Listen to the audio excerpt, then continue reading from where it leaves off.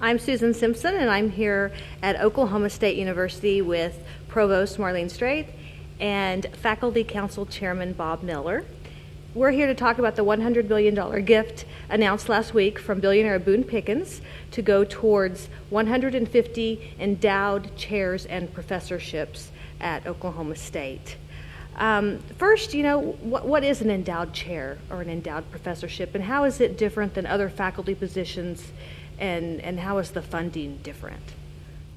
Well, an endowed chair or professorship basically is a faculty position that has an endowment underneath it in which the proceeds from that endowment can be used in a variety of ways in support of that faculty member's work. It could be a salary supplement, it could be used for graduate assistants that might be working in their laboratories. They might choose to use the proceeds for travel, for equipment, for their research, a whole array of things that really will enhance their work as both a teacher and a scholar.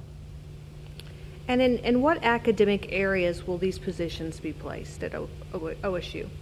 Well, they are intended right now to be placed in all of our academic colleges, and there may be some in very specific interdisciplinary areas as well. Okay. Can I say Sure. Something I think that's really exciting about this is that it gives us a chance to really look at some important and forward-looking academic scholarly areas and increase OSU's abilities, their resources in these areas, because very often a faculty member that comes in with an endowed chair will attract younger faculty around them so that we end up with a real cluster of scholars in a particular area.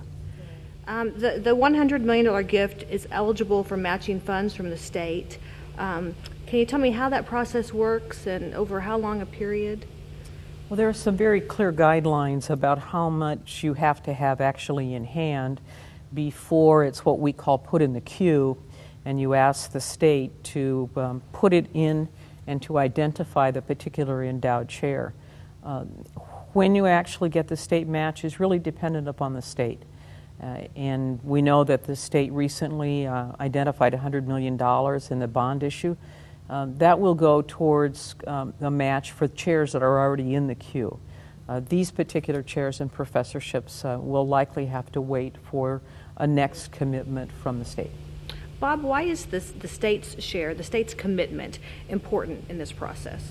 Well, I think first of all it gives us the chance to see that the state is committed to higher education, that the state is interested in increasing the intellectual areas within the state, and whether it's in citizenship and looking at creative ways. I know that I'm in microbiology, which is an important area in biotechnology, and I know that a number of companies have been looking at Oklahoma as a great place to look for research centers within biotechnological areas, but would ask that there be additional support from the universities in the state, and this is one good way of showing that to them. Yeah. Well, when Boone Pickens gave $165 million a couple of years ago to OSU athletics, that led some to criticize, to say that maybe sports were more important than academics here. What does this recent donation say to you? I think what this has really done is reassured the faculty, the students, the citizens of Oklahoma that academics is the primary and most important thing going on at OSU. Any great university wants a great athletic program. It has a number of important things for the students, for the alumni, for all. But we do need to remember that our primary mission is, particularly of a land grant, is to provide liberal education to the citizens of Oklahoma. And I think that this reassures and emphasizes the importance of academics to all concerned. Right. Well, faculty salaries at OSU have always been low in the Big 12, and has that made it more difficult to hire and keep top academics here? Well, I think you always have to recognize that you're in a national marketplace when you're talking about the recruitment of faculty, and certainly salaries, particularly entry-level salaries, are very important if you're going to be competitive. In addition, it's a question of what kind of startup packages can you have for your faculty, what kind of support systems can you put underneath them. And those are all things that not only will make you competitive when you recruit, but are things that you need to have in place to retain faculty. I think we've made pretty good progress in the last several years in terms of moving toward our goal of having our salaries at the Big 12 average. But this certainly will be a tremendous boost for us in moving toward that goal. I would also like to mention, sort of in follow-up to what Bob earlier indicated, I think it's important to remember that Mr. Pickens was very generous to Oklahoma State University on the academic side long before he gave his large gift to athletics, with the naming of the School of Geology and a number of other commitments that he made. So this is a great addition, but academics has always been important to him as well. Right. That's absolutely true. And if I can say, I think one thing that's important about these endowed chairs is that it is particularly important for retention, because very usually an endowed chair will go to a more established investigator, someone that already has a national or international reputation. And particularly, those are the kinds of people that are hot on the market, if you will. And so this will allow us to retain those persons by making not only their salary, but their whole package. By that I mean all of the other things that Dr. Strait talked about that the money can be used for to support graduate students, etc.